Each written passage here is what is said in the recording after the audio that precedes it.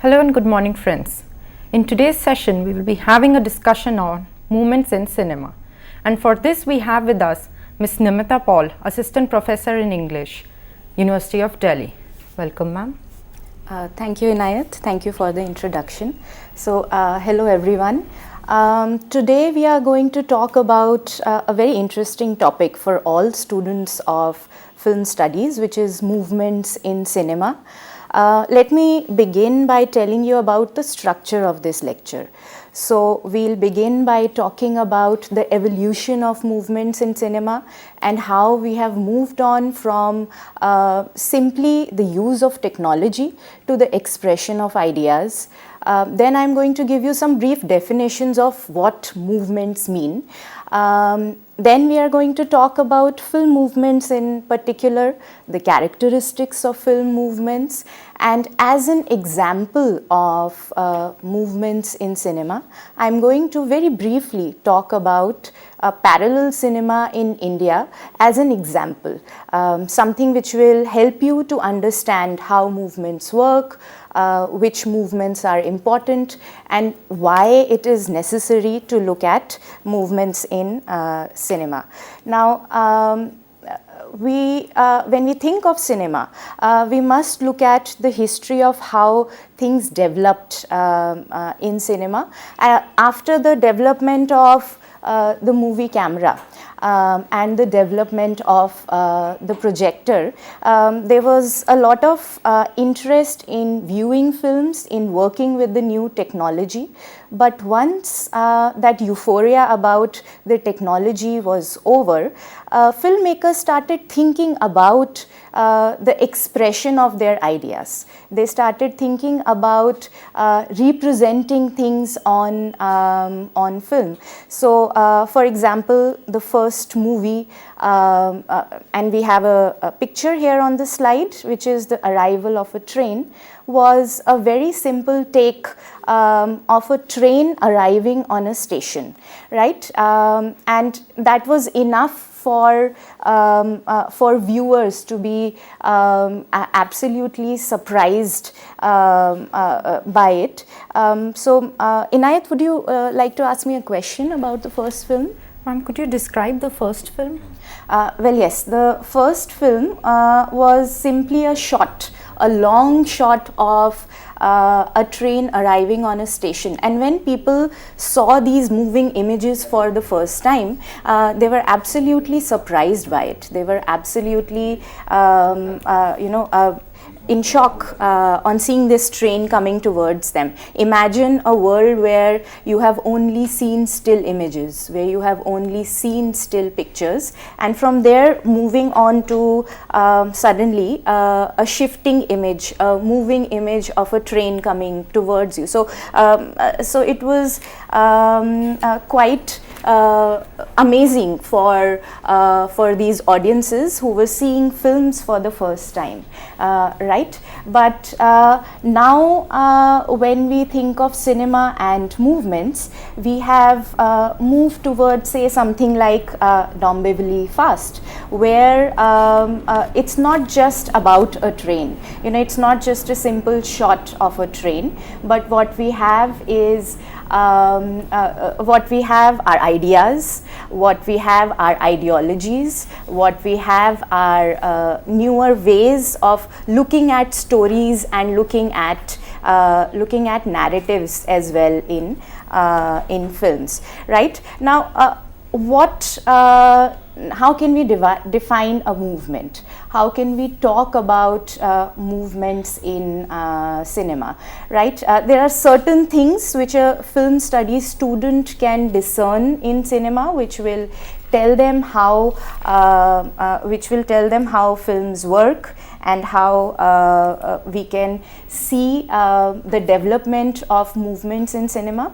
First are theoretical formulation. So filmmakers started thinking about the theory of filmmaking. What is important, how do audiences see films, how they understand films, and these theoretical formulations then changed how filmmakers were making films. So they were not just using a camera anymore, they were using their minds, they were very specifically trying to make art.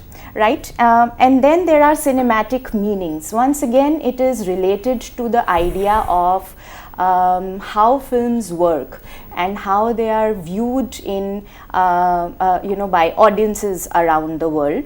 Cinematic meanings are created by focusing on particular kinds of shots, by focusing on particular kinds of ideas, by focusing on particular ways of making a film as well. And then of course there is expression and representation. So filmmakers who belong to a particular movement want to express their main philosophies, their main ideas, right? So that is related to expression of a particular idea or a particular ideology. And then there is representation. How do you present ideas on the large screen? How do you present ideas to the larger world and to a huge audience? Remember, films are meant for broadcasting. They are meant to be seen by large groups of people. So it is important to express your ideas and represent them on the screen in such a way that a large group of people, the masses, can understand them. Even though film movements are sometimes meant for niche audiences, for smaller groups of people, nevertheless, it is important to, because it's a audio visual medium, it is important for filmmakers who are part of these movements to represent their ideas in a way which is comprehensible, to represent their ideas in a way which everyone can understand, and also to express them in a way which is aesthetic in nature. So it should look good on the screen. It is very important whenever you are making a film or even any kind of an art movement to make it aesthetic, to make it appealing,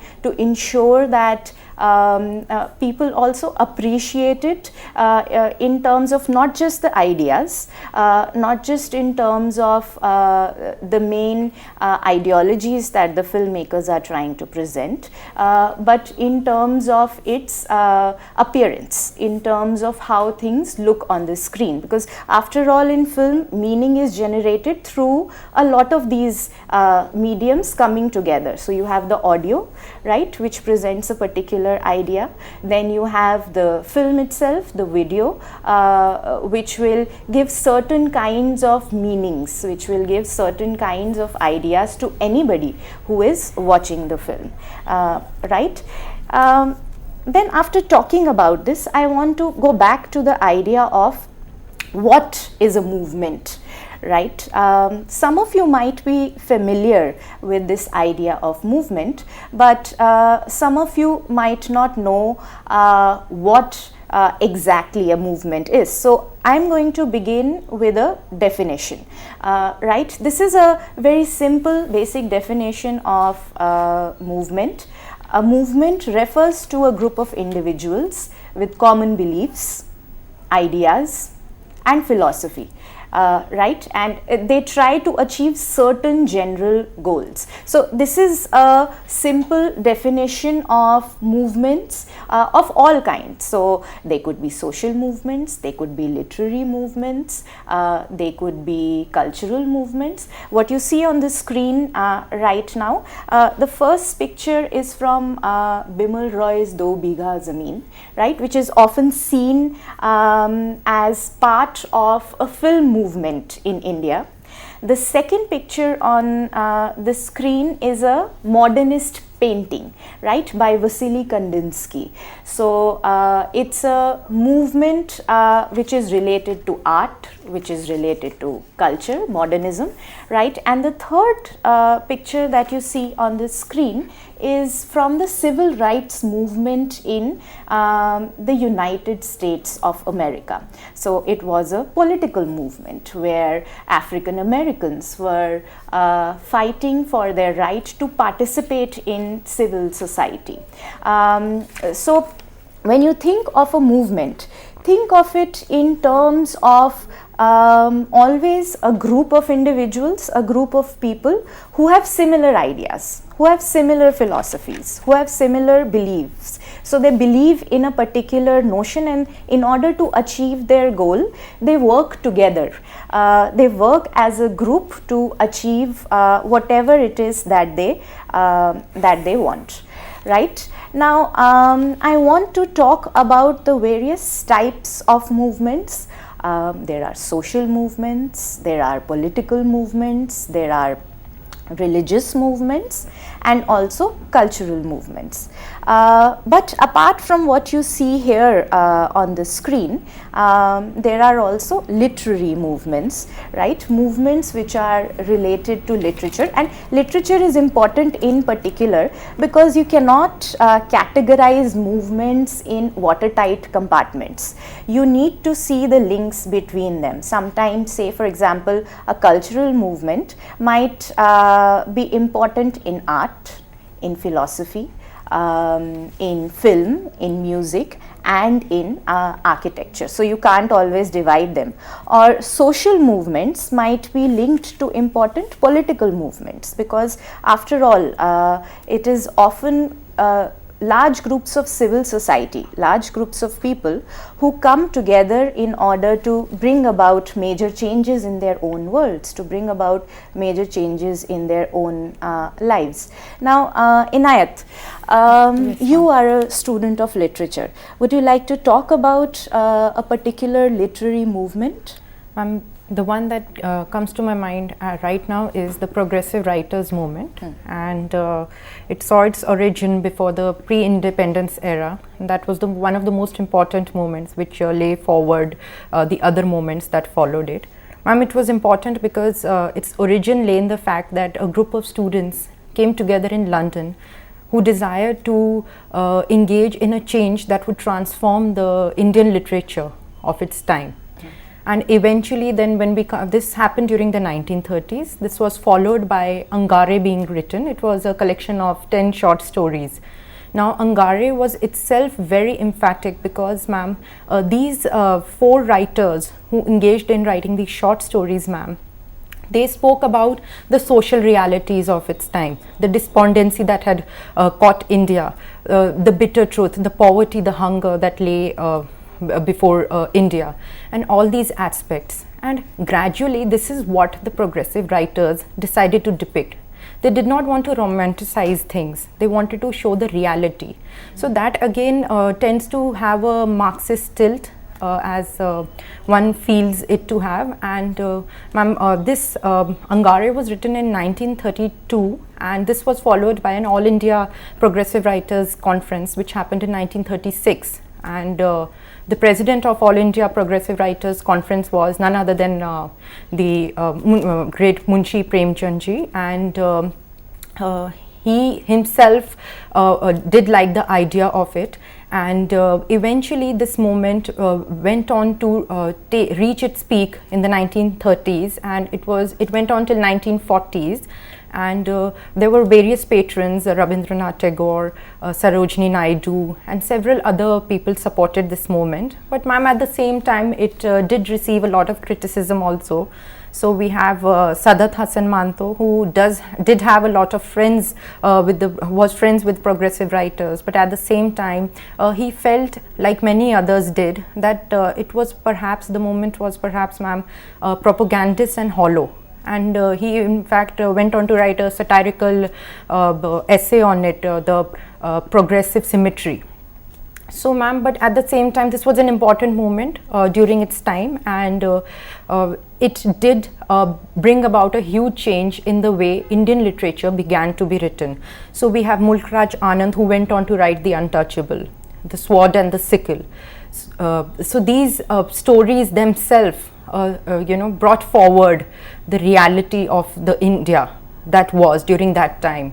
So this movement was itself very important, and this is all I can think of, and it did bring about a lot of change in the literature that began to be written from that time onwards. Right. This is actually a very good example of a movement in literature. And like Inayat said, because it was a movement in literature, it was influenced by its context. So she told us about the political influences, she told us about the time period, she told us about the important writers and philosophers and thinkers who were associated with it. And that's how movements work, like I said, not in isolation. They are not separate from what is happening around them. They are often part of a context. They are part of history. They are part of social context. So like I was saying, there are social movements and political movements and religious movements. Right now, what you are seeing on the screen are two examples of a social movement, the Chipko movement, and then we have the political movement, which is the Indian struggle for independence. Now, the Chipko movement, as some of you might know, was a movement in the conservation of trees, the protection of trees, where large groups of people, particularly women, came together to protect the forests in which they lived, or our Indian struggle for independence, again something that all of us are familiar with, right? And the picture is that of a salt march, which was led by Mahatma Gandhi. Right now, next I want to talk about religious and cultural movements. So the first picture is that of Mirabai, and what she's associated with is the Bhakti movement, which was a religious movement. But once again, it's important to remember that even though it was a religious movement, there was a lot of writing and a lot of literature which came out of it. So we listen to the poetry from that movement, we listen to the songs from that particular movement. So like I said, although it's a religious movement, it had influences on literature, and at the same time it was also a social movement, because the Bhakti writers and the Bhakti saints were also talking about equality for everyone, equality across genders, equality across caste groups. So when we are thinking about movements, please remember to always make the connections with other ideas that were floating around at that time. And finally, there are cultural movements, right? And the picture that we have here is that of the Vitruvian Man, that was made by Leonardo da Vinci, right? And it becomes an iconic picture of Renaissance humanism, a period of time where, particularly in the Western world, where great changes were happening in literature, in philosophy, in the arts, in music, and also in architecture.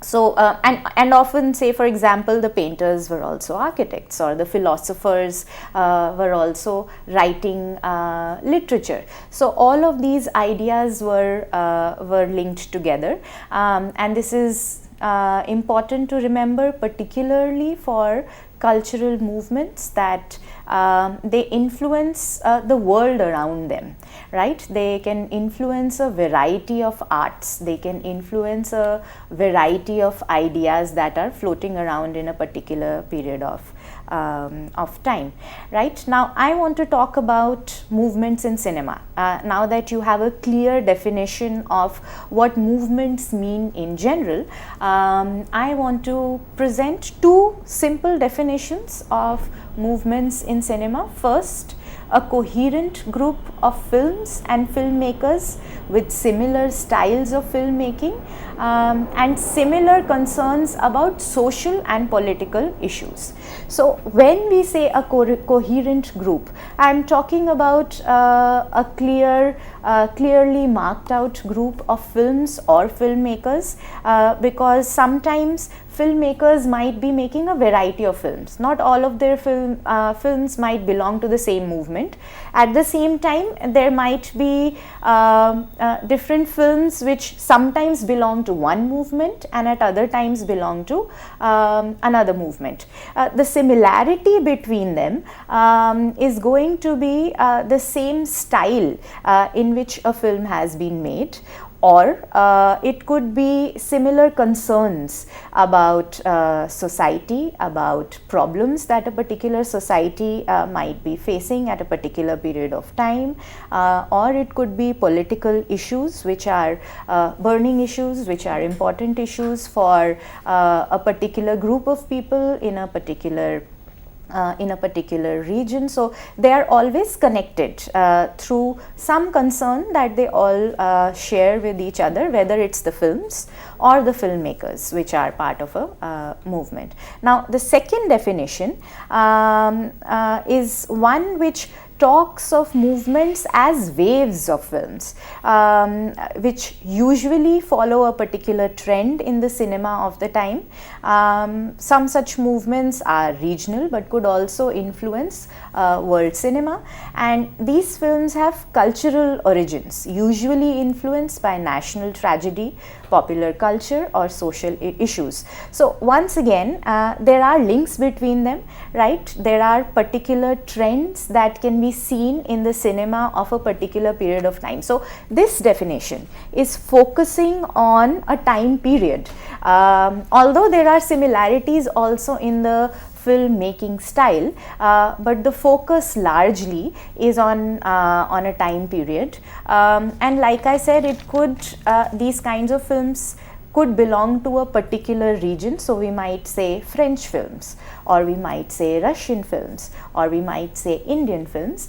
But at the same time, because cinema is such a widespread medium, because so many people watch films, there are often influences on cinemas from other countries. There are influences on cinemas in other parts of the world. So when we talk about Indian cinema, I will also talk about the influences of Russian cinema or of Italian cinema on Indian parallel cinema. So once again, there are connections across movements, across countries, across time periods in film movements, although we are categorizing them and dividing them based on either region or time period or aesthetics, yet there are overlapping ideas. There are concepts which cut across movements, which cut across time period. So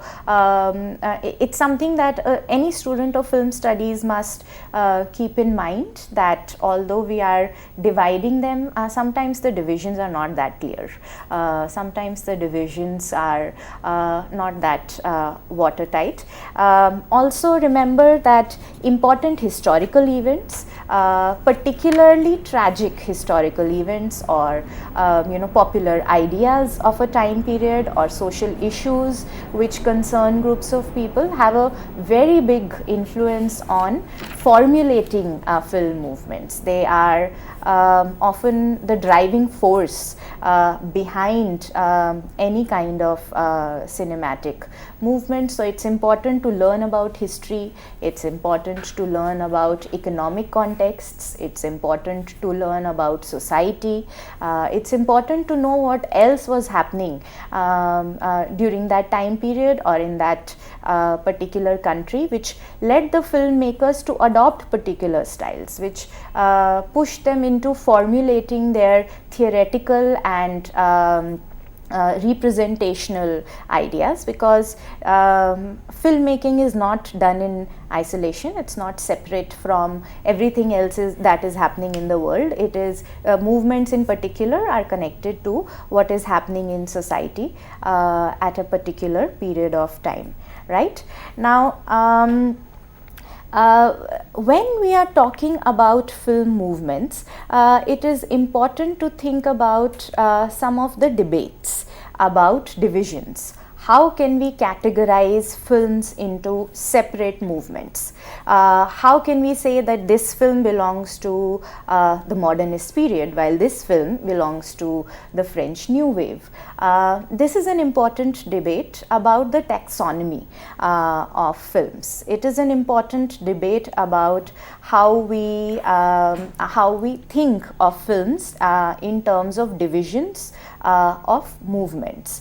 So let's think of the two important categories. One, aesthetic movement, film movements as largely aesthetic movement, or film movements as national cinema. Now, as the titles of the divisions tell you clearly, these divisions are based either on region, right, or nation, or on aesthetics, right, the way in which a film is made, filmmaking style, right. So the first section on the screen, you can see 4 pictures, right. The first 2 are part of what we called surrealist film, right, and the second 2 shots are from what we call postmodernist cinema. Now these films have similar filmmaking styles, they have similar aesthetics, you know, some of the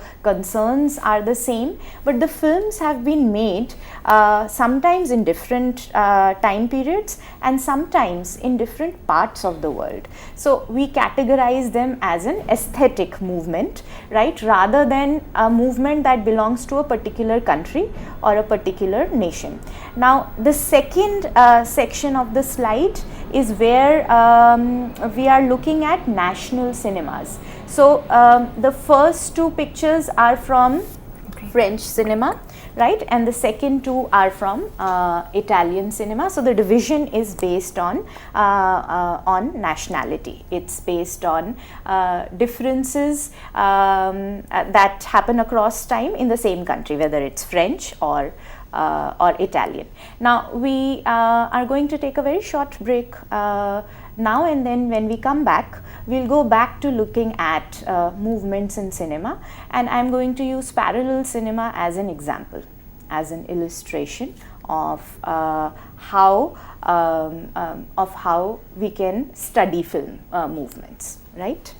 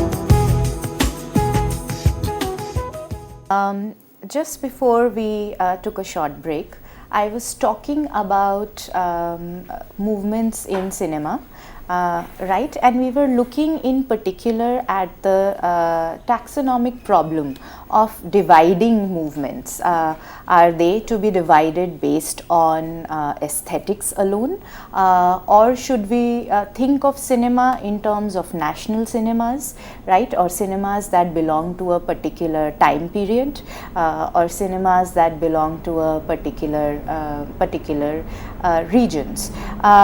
We also discussed basic definitions of movements in general, and film movements in particular, right? What are the important characteristics? How can we discern a movement, right? How can a film student figure out that what they are seeing are films which belong to the same group, which belong to the same time period? Now we are going to look at some of the important issues regarding film movements. For example, how can we see the different characteristics of movements in cinema? How do we define a movement in cinema? Now, first of all, films within a particular movement reflect the central ethos of the movement's philosophy, right? So, the focus is on the central ethos, the central ideas. So, when you watch the film, immediately you should be able to figure out what the larger philosophy of a movement is. Secondly, filmmakers who were conscious of the power of films to influence large numbers of people use the medium to express their point of view, right? So, filmmakers could understand that because it's a broadcasting medium, because large groups of people are going to watch films, right, and because it's an audiovisual medium, you can reach out even to audiences that are illiterate, or to audiences who do not have access to news, who do not have access to information of other kinds. So they were very consciously using cinema, they were very consciously using films to project a particular kind of idea, to project a particular kind of meaning for their audiences. So the relationship between the filmmaker and the audience is key to the understanding of movements. What is it that the filmmakers are trying to say? What is their main idea? What are the means that they are using to project this idea for their audiences? These are things that tell us the important philosophies of a particular movement. And last but not the least, since filmmakers engage with the society as they see it, film movements must be seen within the political and cultural perspectives and complexities of the society which they seek to reflect. Now, this is something that I have talked about before as well, that since these filmmakers are engaging with the world in which they live, because these filmmakers are constantly thinking about their society, about the masses, they are thinking about their political situations, about their cultural perspectives, and the complexities of their time period, and their films are a reflection of all of these complexities. It is important to again think of contexts. It is important to think of economic, social, political and cultural contexts of a particular movement, of the films made by the filmmakers from that movement. That constant engagement with the world, that constant engagement with society, with politics is very crucial in order to discern a film movement, in order to see how a film movement is progressing, how it is evolving, how is it growing and changes, and often the reasons for the decline of a movement, the reason why a movement stops being relevant and fewer filmmakers are associated with it, is also linked to these contexts, right? So a changing world also changes the films. A changing world also changes the filmmakers. At the same time, any kind of crisis, any kind of tragedy, any important ideas are shaping the film. So it's a two-way process, right? This interaction is flowing in both the directions. We can clearly see how films change society and how society changes films. This is important to remember, particularly for what we think of as important movements in cinema. Right now, when we think of parallel cinema, or any other kind of movements in cinema, it is important to remember that they exist alongside popular cinema, that they exist alongside popular movements in cinema. So what is popular cinema? How is popular cinema different from other movements, from parallel cinema? Popular cinema, say in the context of Bollywood, for example, use formulaic plots. They use a lot of song and music and dance, which is not an innate part of the film. So parallel cinema also will have songs and music sometimes, but it's going to be part of the film in a completely different kind of way. Now, please don't forget that when we talk of parallel cinema, it's not the only kind of film or not the only kind of cinema that is being made in a particular movement. There are other films that are also being made, which are part of a much more popular kind of aesthetic. So what you see on the screen right now are two pictures, two shots from films that were made in India in the same year. So you have Satyajit Ray's Pather Panchali, made in 1955, and also Raj Kapoor's Shri 420, which was also made in 1955. Now we are not going to say that they are films which are part of the same movement. We are in fact going to make a clear demarcation between them and say that Pather Panchali is part of parallel cinema, right, which is an Indian film movement, and Shri 420 was part of popular cinema, part of Bollywood. Often popular cinema finds larger audiences, right. So even though all films are part of broadcasting, right, all films are part of a media that is available to large groups of people. Sometimes movements which have a particular aesthetic inclination, or which are trying to present slightly complex ideas, do not find the same kind of audiences as popular cinema does. So again, please remember that it's not just movements which create films. There is always a parallel popular movement that's happening at the same time, and those films are going to be very different. We need to study them and analyze them from a very different perspective. They are associated often with commercial ideas, right? The film needs to sell. People need to watch the film for the filmmakers to make money of it. So these would be the considerations for filmmakers who are associated with popular cinema. Now after this, I want to start talking about parallel cinema in India as an example of a movement. Right now, it's important to use an example so that you know how film movements function, for example. So parallel cinema in India, it's a term that maybe you've all heard about. It is sometimes also, these films are also called art films, right, or the new Indian cinema, right. And the term art film films in itself is telling you how what the expectation is from these films and how the filmmakers must have worked on these films. They are associated with the creation of art, right, the creation of a particular kind of aesthetic.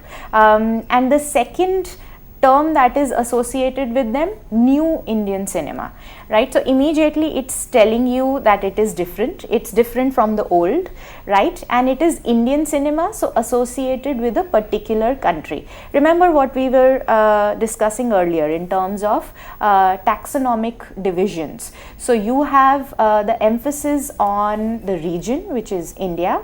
You have the emphasis on difference through the word new, right, and also through the word art. Art films which are different from commercial films. So that is how parallel cinema is defined often, right. And then the important filmmakers who were associated with parallel cinema, filmmakers like Satyajit Ray, like Mrinal Sen and Ritvik Ghatak.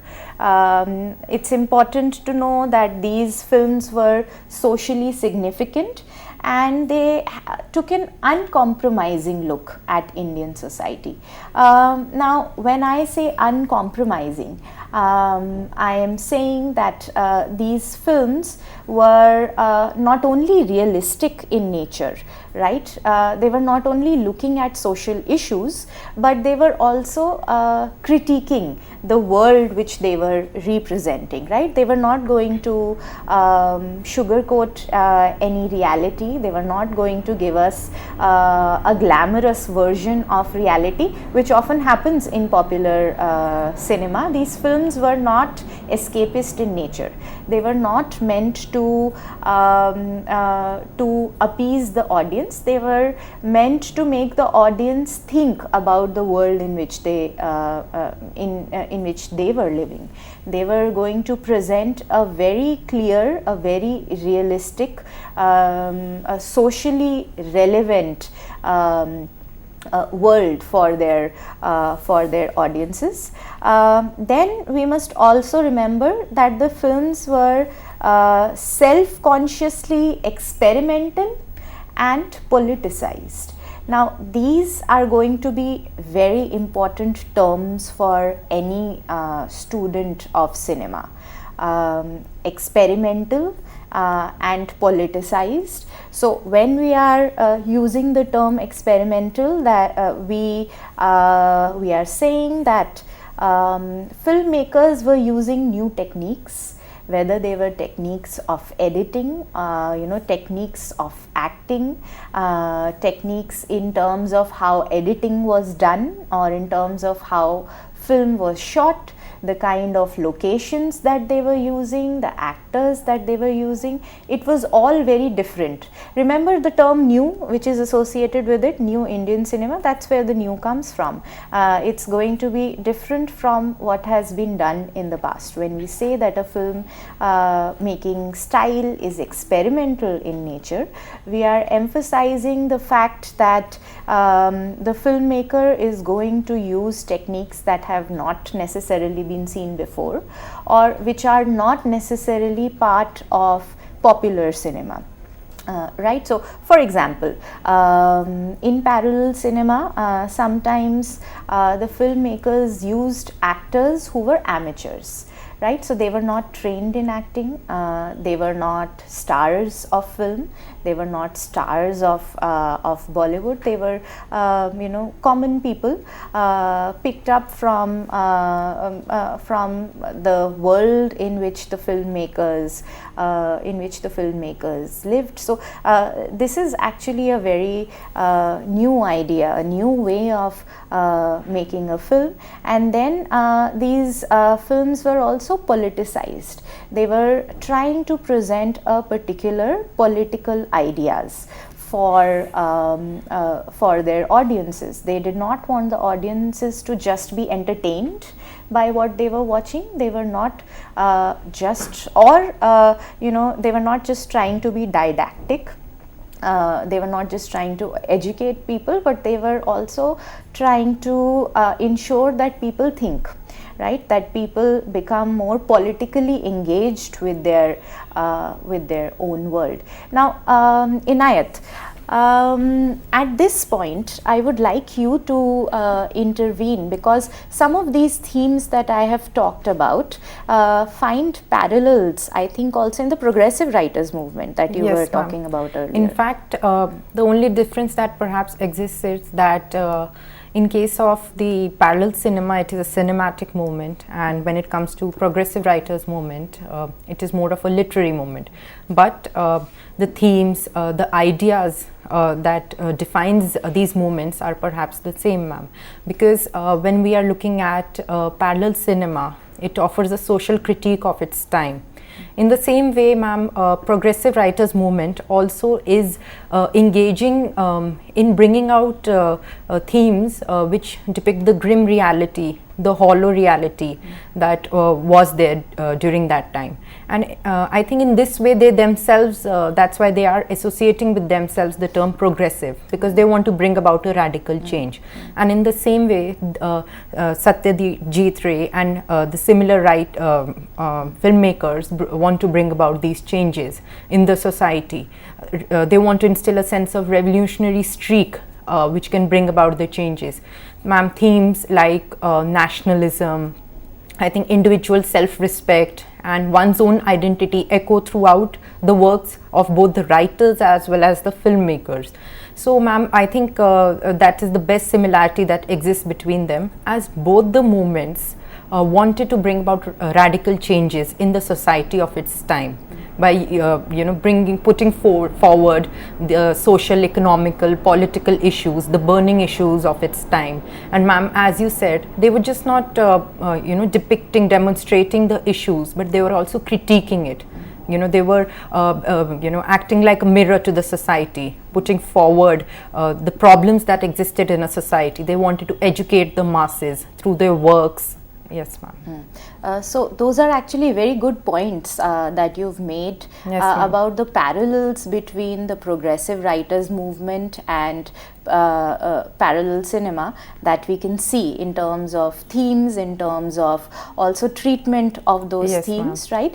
And if you look at it clearly, then notice the names themselves, right? Progressive writers movement and new Indian cinema. So the use of the term progressive is very similar to the use of the term new with cinema. So they had so they were comparable in terms of what they were trying to do, in terms of looking at society, in terms of critiquing the issues that that Indian society was facing in pre-independence and post-independence India. So sometimes it's a good exercise to also look at movements in in other spheres of culture in order to understand and make associations between different movements and see what might have influenced the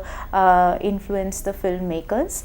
Now I want to talk about some of the influences on parallel cinema in India and the context of parallel cinema in India. Like I've been saying, the context is always very important, right? So first is the influence of international cinema, especially the Italian neorealist films of filmmakers like Vittorio De Sica and Zavattini.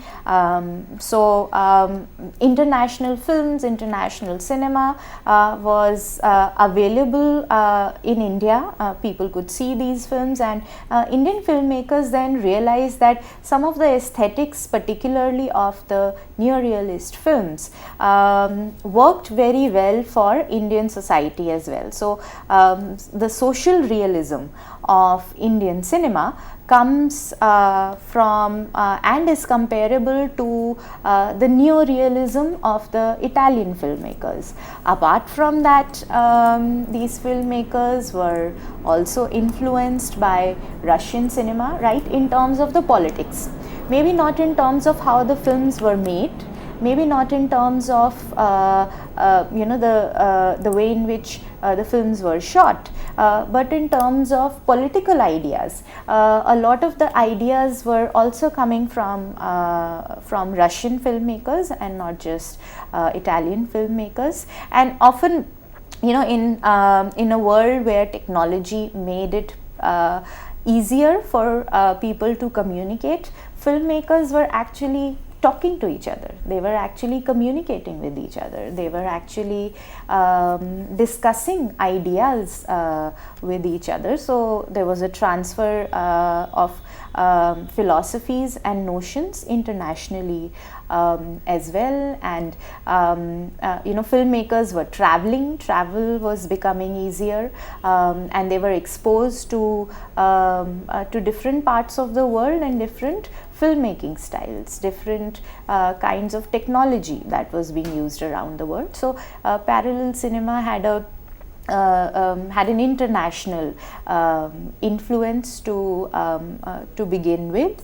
The second important context of parallel cinema is the building of institutions like the National Film Archives of India, the Film and Television Institute of India, and the Film Finance Corporation of India, which made it possible for independent, idealistic filmmakers to create alternative films. Now, why were these institutions important?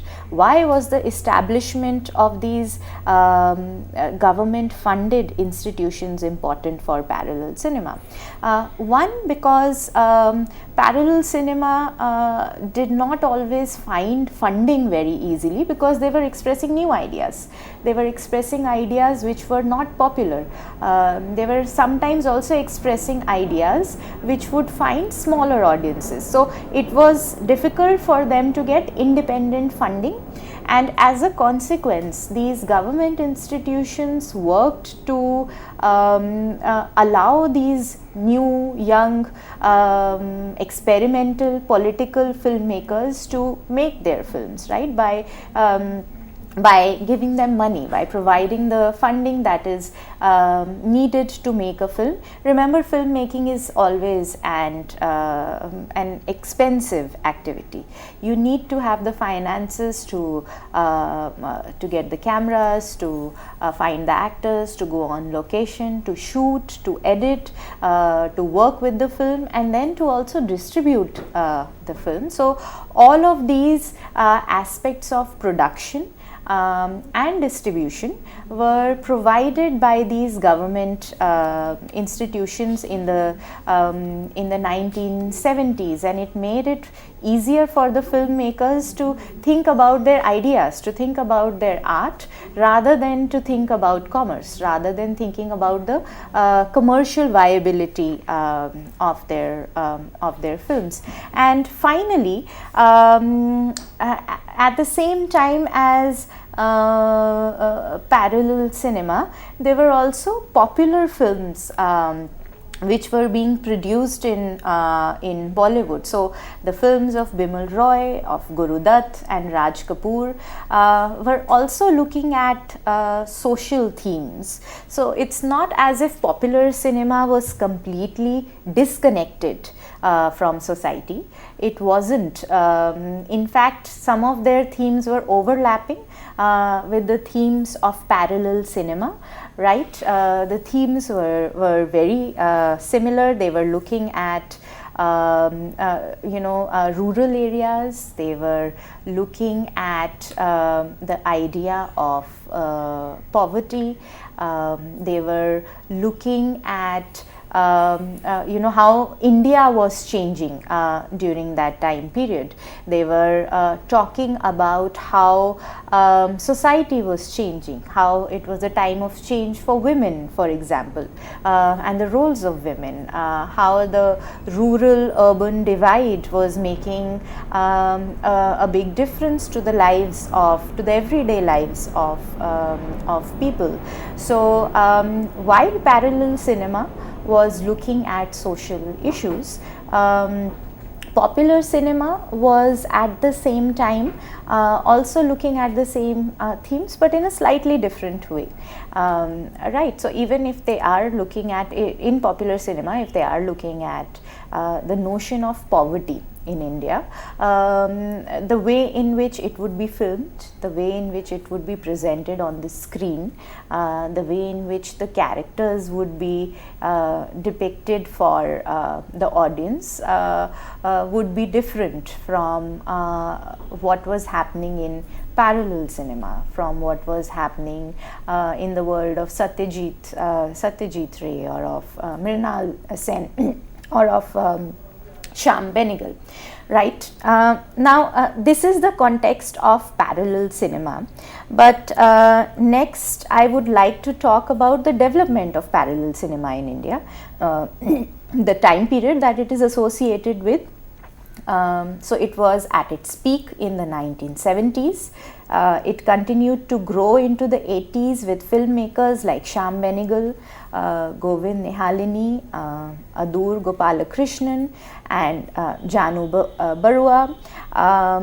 So from the 1970s all the way to the 1980s, the filmmakers were very active, and the films were not only being made in Hindi, but also the other regions. But there was a decline because of the problems of distribution, funding, piracy, and the rise of television, which led to the collapse of these movements. Now finally, I would like to conclude by talking about the resurgence and continuing influence of cinema. We continue to have offbeat Bollywood films. We also have a lot of indie films like Udan, The Lunchbox, and The Ship of Theseus. And now we have a new kind of cinema, the Mumbai noir of Ram Gopal Verma, the gritty realism of Anurag Kashyap, and the literary adaptations of Vishal Bhardwaj. So although we are saying that these movements, particularly the parallel cinema, is no longer at its peak, but filmmakers now continue to be influenced by what we saw in the past. Right, so we'll end for today, right, and hopefully we'll meet again. Thank you, ma'am, for today's valuable session. Friends, we will be having more such constructive sessions in the upcoming days. Till then, thank you and goodbye.